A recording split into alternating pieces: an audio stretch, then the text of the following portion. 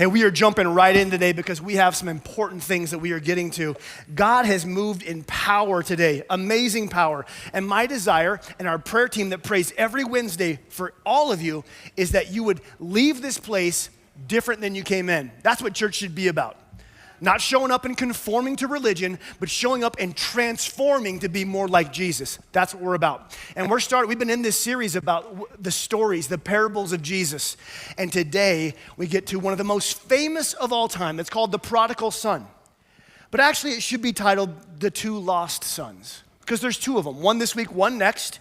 It's the most famous story that Jesus ever preached. And you may have heard it, you may be familiar with it. And if you are, there's some danger in that. So if you know this story, you can be like, oh, I know where we're going, I know it. I want you to be open to the move and Spirit of God to give you something brand new today. And if you haven't heard this, I want you to be open to God speaking to you wherever you would be in your journey. Today's message is from Luke 15, and it starts off, like we've heard many of his parables start off, in verse 1. It says right here, now the tax collectors and the sinners were gathering around to hear Jesus, and also the Pharisees and the teachers of the law were there, and they muttered, this man welcomes sinners, and he even eats with them. So in this place, we have Jesus teaching, and we have people who are far from God. We have people who claim to be close from God, and everywhere in between. And I think it looks a lot like today. Some of you have been in church your whole life, and some of you are sweating right now because this is the first time you've been back in a long time. But we're here, and we're here to hear something, not from me, but from God. Jesus is about to speak a deep truth that will communicate to every single person in the crowd. And today, you as well. So he starts this story. There was a man who had two sons. The younger brother, the younger son, came and said to his father, Father, give me my inheritance. The younger son this week, the older one next week. Jesus starts off this story with a punch. And it might not seem like it, but the crowd listening, they would have been shocked at how this story started. Why? Because on the surface, all this son asks for is inheritance. That's it, right? But when do you get an inheritance? When someone's dead. Hey, Dad, I want that inheritance. What he's saying is, Father, you're dead to me. And I want what's mine on the other side of our relationship. The son is breaking a relationship. He's more interested in what he can gain. And in this day and age, if a son asked this of a father, the father would have every right to exile the son and send him away from the family. He might send the son away to a far off place, and the son might find himself destitute. Also, while this is barbaric to us, the dishonor in what the son has just said is so great that the father or the family would be justified if they took the life of this younger brother. It was that dishonorable. So the son might want the father dead, but in reality, in asking this, he would have become dead to the family. But here's Jesus' story about God. The father does not disown the son. In fact, the father, who is heartbroken, grants the son his wish. Let me read, the father does this. He divided his property between them. And the word property here, when Jesus uses it, it's the word bios, where we get the word biology. The father divided everything he had. He divided his life. He divided his livelihood. At great cost to the family and himself, he gives everything to this younger brother that the younger brother thought he deserved. He now has all the money he could ever have dreamed of from this wealthy father, and he is done with the family. And it says this. So the younger son got together all he had, and he set off for a distant country. A distant country, this is some words in there for the listening audience of Jesus' day and age. It would have clearly revealed to them that what this means is this young boy, this younger man, is going to a far-off place, a non-Hebrew culture, which might not sound like a big deal today. We love travel. We love going to distant places and experiencing distant culture. But the listening audience knew in their culture that no good God-fearing boy would ever go to such a place. A city of moral filth or ceremonially unclean. It symbolized all those things to the listening audience. Pagan practices. He's putting himself in danger by going there. And what does he do with all this windfall of wealth that he has as he goes to a distant country? It says, and there he squandered his wealth in wild living. He spent his wealth on, and wild living has been deeply looked to be defined. People have investigated wild living, both theologians and fraternity boys. Like, people want to know what that means, right? And maybe you have looked into wild living. And what Jesus is saying here is that this young man went to the wrong city and he did the wrong things. Which sins did he commit? All of them. He denied himself nothing. That's what the words wild living say. In our culture, this would be like an 18-year-old getting all the money he could, all of his inheritance, and going to Vegas and getting the penthouse suite. Because there in Sin City, you can really sin. I mean, if you took your money and went to Kansas, I wouldn't be worried about you. But if you went to Vegas for some wild living, I would know you're gonna do some things your mom doesn't know even is real. Jesus wants the audience to know that the younger brother did all the drugs, all the sex, all the partying, everything he could imagine. And the next verse says he spent everything. I mean, you gotta sin really hard to go through an inheritance the size that he got. The money dried up, but we read that not just the money dried up. Read the next verse. He spent everything, and there was a severe famine in the whole country, and he began to be in need. Now, the listeners who were there with Jesus, they turn their heads to each other and go, here it comes. They know where this is going. He is about to get what is coming to him. You see, Jesus, we already know the moral to this story. We can see it. The moral of the story is, don't go do those things. You go off to a distant country and do wild living, gonna be consequences. Jesus, we're ready. In fact, I can bet the Pharisees were like, oh, he is gonna drop the hammer on these sinners. They're ready for this, ready for those in the crowd to finally get what's coming and see how they have sinned so bad. Don't jump into it. The next verse. He was in need, so he went and hired himself out to a citizen of that country who sent him to the fields to feed pigs. He was so hungry, he longed to fill his stomach with the pods that the pigs were eating, but no one gave him any food. At this sentence, a murmur would have rippled through the crowd. There would have been a few audible gasps. The prostitutes and priests listening have nothing in common, yet they would have turned and agreed with each other on one thing. This young man has gone too far. This is deplorable. This is reprehensible. You can't get any lower than this. Feeding pigs. To put this tidbit in the story, Jesus is using a shock tactic to highlight the utter moral depravity that this guy has sunk into. You see, the Old Testament commanded that pigs are unclean and avoided as impure. And if you even touch one, you become unholy. You become separated from God. And to give you some context, I read some historical writings that talked about Hebrew prisoners who, when being forced to eat pork, chose death instead. This is no small thing to the listening audience. It's inexcusable. The young man has now gone too far culturally, socially, morally, spiritually. It's catastrophic for him. He is lost and beyond all redemption. He's ruined. There's no coming back from the picture Jesus is painting of this young man. And in Luke 15:17, Jesus tells us that there in that pig pen, in the slop, this young man has an epiphany. It says he came to his senses. Have you ever had one of these moments? In the depths of your sin or in your wandering, you had a moment of clarity all of a sudden. Maybe in the middle of your sin or in the fallout. Maybe you looked in the mirror the next morning and you didn't recognize the person looking back at you. When we see how far our decisions have taken us, we are living in the pig pen of life. It says the son came to his senses and he said, as he thought, how many of my father's hired servants have food to spare? And yet here I am starving to death. Covered in the slop of his decisions, he remembers that his father's lowest servants have leftover food after a meal. Perhaps I could be a servant in my Father's house. Now, if I go back and they kill me, which they could, if they deny me, which they should, I have nothing left to lose.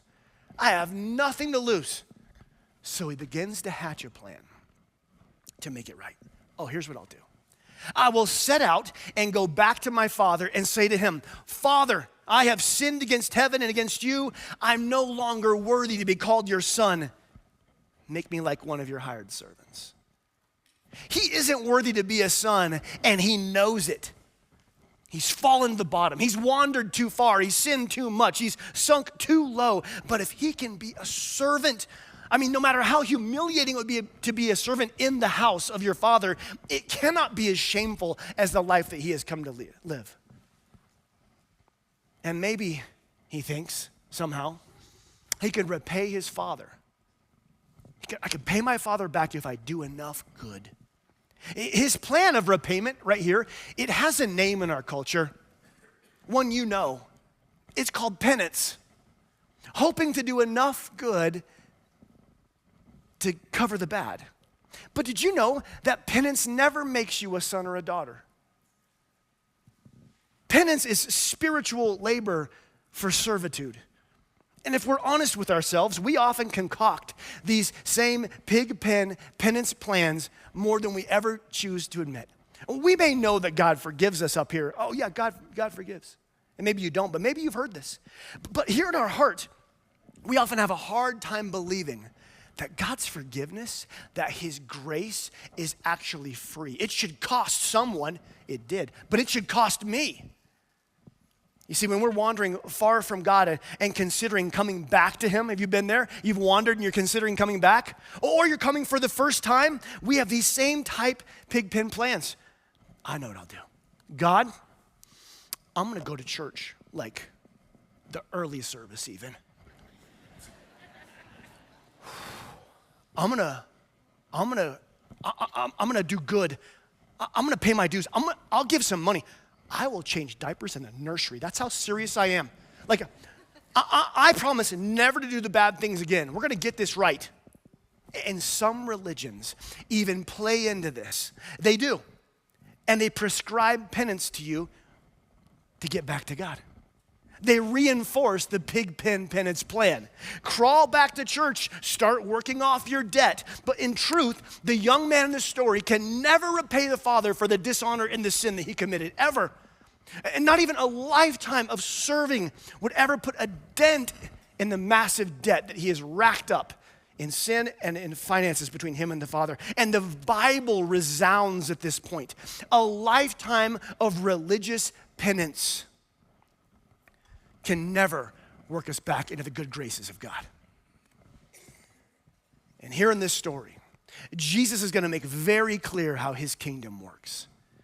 The next verse that says the son got up and went to his father. He started his journey back. And I want you to pause. You know, I often say we read the word, but I want you to put yourself inside this and feel it and see it. Because can you imagine the emotions that this young man has as he starts walking home?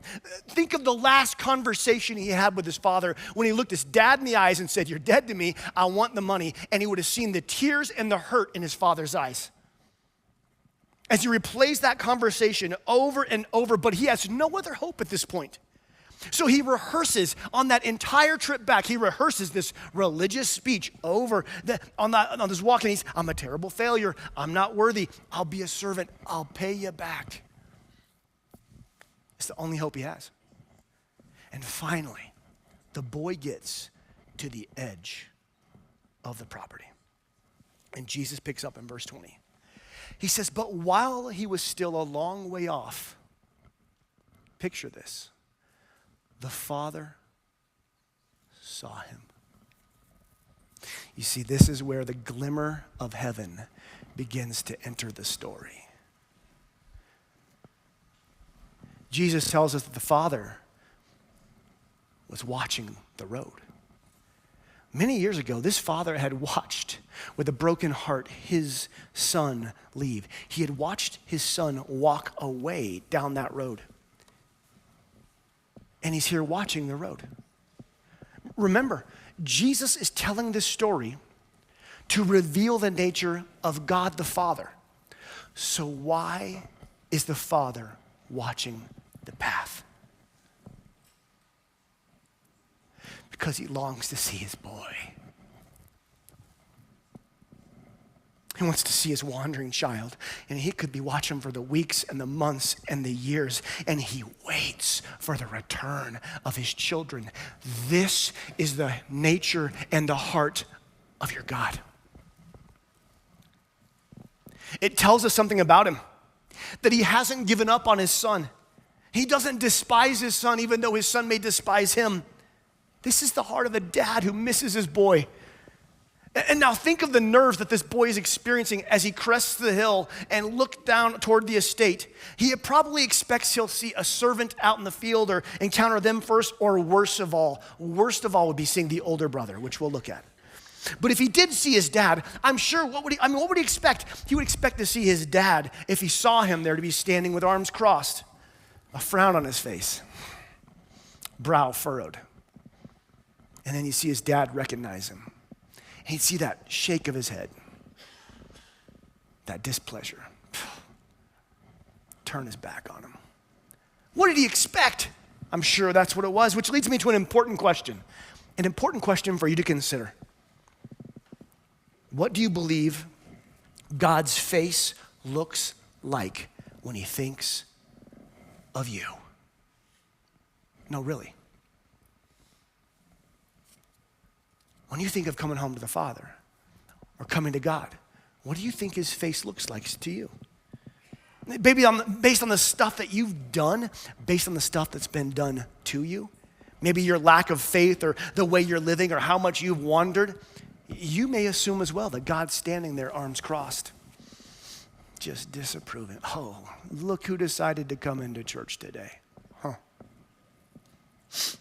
Really? Look who decided to give it a go again. Huh. You come here filthy from your previous life? I know how much you messed up. You might have fooled some of these people, but I know. How about you go clean up a little bit? A lot. Maybe give some penance. Show me how sorry you are. Then maybe you can be in. You see, that's what many of us have come to believe about God. But back to the story. The son crests the last hill, a long way off, but still visible. The father looks up the path, and the father sees a silhouette. The father recognizes that walk. How? Because he's known this young man since he was a baby. He probably saw this young man take his first step. He knows how his boy walks. He knows his stride. And yes, he's more downcast and stooped over, but he in his heart goes, that's my son. As the sinful son looks down the road, he sees his father looking up at him. This is the moment of truth. This is his heart pounding. What's my father gonna do? And to his absolute horror, the father begins to run toward him.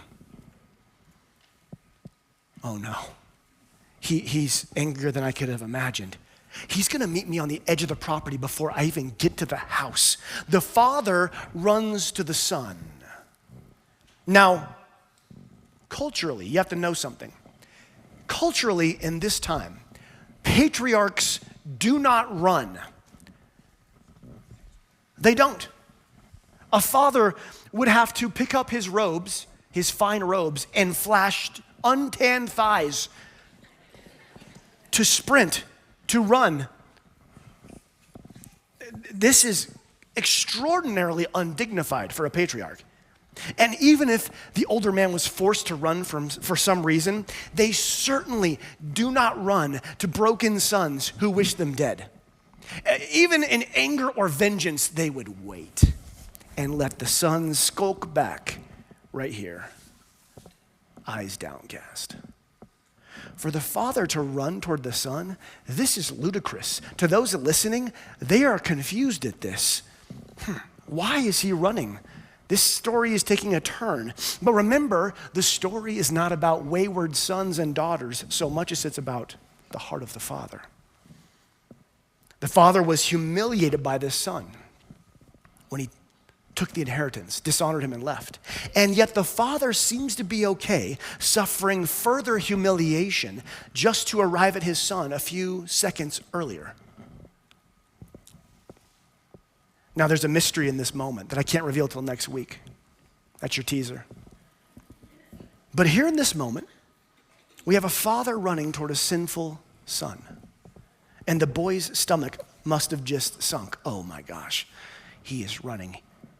He's gonna show up and tell me what I'm worth. And he's right. The father is gonna tell this son exactly what he's worth.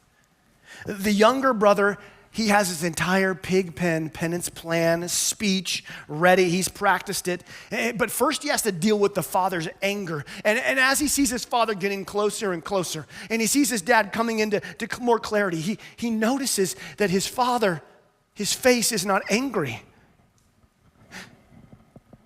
He's not sad at all.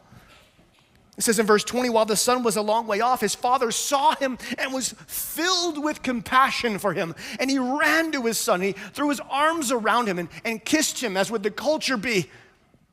He sees the tears in his father's eyes, and before the son can even compute what's happening, the father has him in embrace and just declares, "My son!"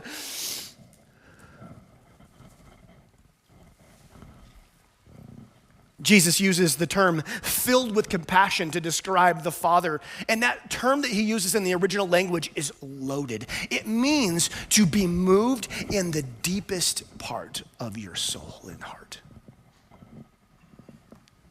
Jesus tells us that the Father sees his broken child far off, and from within him, from the deepest part of his heart, he is moved by love.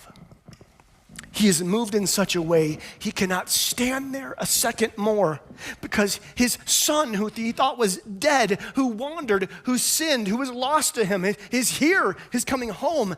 This is the heart of our God. This is the heart of your God. This is the heart of the Father for you. He is deeply moved when his daughters return to him.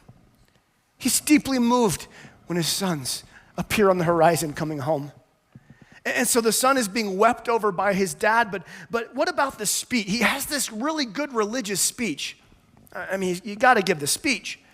And so he starts it in verse 21. "Father, I know I've sinned against heaven and against you. I'm no longer worthy to be called your son, and he stops there. Think of this. Listen, when you come back to God, or let's say you come to God for the first time, we often have something like this prepared. We just do as humans. Something that sounds remorseful and appropriately religious. The more religious, often the better. God will really be impressed if I use some big words. And we want to tell him how we messed up and promise that this time is different, and we're going to work it off. We're going to pay the penance, do the right things. But in this parable, the son is halfway through his penance speech, and the father just ignores it and talks over it and interrupts him. He doesn't let him finish. God isn't interested in our pig pen penance plans. He has plans of his own for these moments. And he says here in verse 22, the father turned to the servants and said, "Quick, bring that best robe and put it on him. Put a ring on his finger and sandals on his feet." 3 things the father tells the servants to get. Number 1, sandals, because slaves go barefoot and servants go barefoot, and you're no servant or slave in this place. Bring the ring, the signet ring of the family with the crest on it, that there be no question whose you are or who you are. This speaks to identity when you come home. And with this ring comes the authority of the house. And then finally he says, and bring that best robe. Bring the best robe. There's, in the language here, the original, there's a double emphasis. That means bring me that best robe. As in he turns to the servants and says, bring me the robe. You know the one. Bring me that best robe. Do you know what the finest robe is in the house? Do you know what robe the father's calling for? His. Servants, bring me that best robe, my robe. I'm going to cover my son's rags with it. He is mine. Jesus is being clear, very clear here.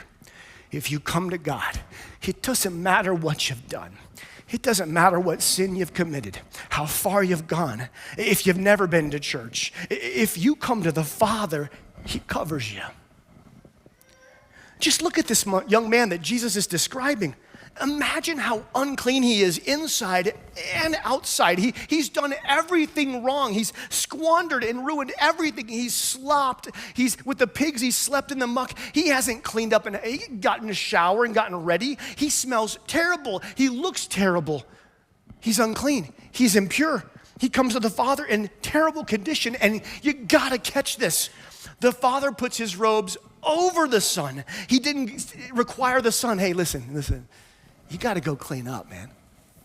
You come back in here into this house and people are going to begin to talk or wonder. They might know what you've done or where you've been. No. The Father did not require this. He didn't make him go get his stuff together and then come and finally be a part of it. And what does this mean for you? What does this mean for me? Listen, it doesn't matter how dirty your story is. It doesn't matter how far you've wandered in your journey. It doesn't matter how weak your faith is. It doesn't matter how wrecked your past. It doesn't matter how broken your present. It doesn't matter how long that we've ignored him or how far we've wandered. He calls for his best to cover our worst offenses. The robe of royalty over the rags of sin. This is the offer of our God. This is the declaration of the nature of the Father from Jesus. You don't clean up before you come to him. You come to him in whatever condition you're in and let him deal with that. And you and him will work on cleaning those. His forgiveness. This is amazing. The boy's best plan was to come home and be a servant. But in the Father's heart, it wasn't even a possibility. He didn't even consider it. Jesus is telling us about the Father, your Father. And in God's kingdom, you don't skulk back into the house and be a sinful servant. You just don't. You don't creep into his presence and told you're a busboy at church or you gotta pay for your mess ups. You are a daughter of the Most High King.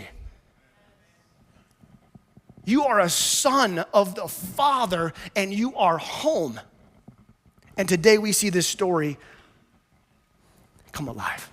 Now, there are people listening here who are not very happy. And maybe some of us in here go, yeah, but someone's got to pay. And yeah, but, we'll come back next week because Jesus addresses that. There's another brother. But right now in this story, we see the declaration of God and his truth, the nature of the Father. And he's speaking to sons and daughters right now in this place. Live stream later in the week and in the house. God is moving and speaking to you. It doesn't matter how far you've gone. It doesn't matter how weak your faith. It doesn't matter how you wandered. If this is your first time back or your millionth time promising, you just come to me. And to emphasize this, I want to introduce you to some friends of mine. Jordan, you come on up.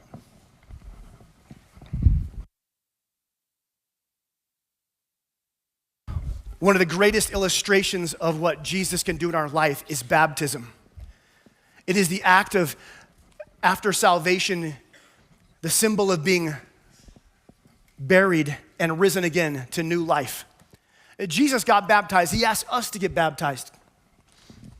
And today, I want you to hear a story that has meant so much to me personally from a friend of mine who has a lot to tell you about what it means to be a prodigal son. Can I get the mic? Is there a mic? We got it over there. It's right there on the end. 1 second. You guys say hello to Jordan. And Jordan's here surrounded by some friends, family who are here with us today. Jordan, what do you have to say for us today? Hi. I grew up in a Christian home, attending a Baptist church, doing vacation Bible school, and even joining a missions trip to Ecuador. From the outside, my life looked perfect. My faith seemed great, but secretly, I was chasing worldly pleasures. Church was just a routine, not a relationship with Christ. That path led me to some dark places and some pretty bad people. By my late teens, I was lost, wandering far from the faith I'd known. At 20, I barely recognized the person I saw in the mirror. I pushed away all thoughts of a loving God, dabbling in agnosticism, atheism, and Buddhism, anything but God. I was empty inside and tried to fill the void with new cars, drugs, obsessive workouts, and filling my body and soul with junk. All this never filled me, and I was restless, irritable, and deeply discontent. In the end, I was left with no faith at all. I didn't even know what true faith was. Then God started working and breaking through my hardened heart. He used godly men to speak into me. Pastor Daniel's sermon stirred something deep in me that I hadn't felt before. Brian Reagan's influence brought conviction to my life and called me to change. Because of my past, I had a broken relationship with my family, and God called me to return and mend those while stepping away from toxic ones. God nudged me to stop certain behaviors and let go of harmful habits. I was actually hearing from him, and every time I listened and obeyed, I saw my life shift for the better. And now, I feel the Spirit moving in my life, breaking the rocks that held down my roots. My once shallow faith is growing deeper and stronger. It's not just religion. I now have that personal relationship with Christ I missed before, and I'm building on that foundation. Yeah. So when Pastor Jake asked me about baptism, I knew it was time. I felt called to take this step ever since my journey with Christ began. Today, I declare my salvation and faith are in Jesus. I'm so grateful to be here surrounded by people that I love, sharing my story with the church.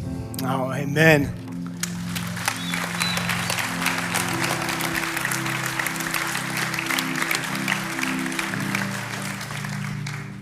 Jordan has asked Brian and I to baptize him, and we have put a lot of prayer into this young man, but we have watched you time and time again hear the truth of God and adjust to it. And we are so proud of you. Your church family, we are cheering you on. Jordan, do you believe in Jesus Christ for the forgiveness of your sins? I do. Do you believe he died and rose again and is your Lord? Yes. Then I baptize you. In the name of the Father, and in the Son, and the Holy Spirit. Yeah. I'm proud of you, buddy.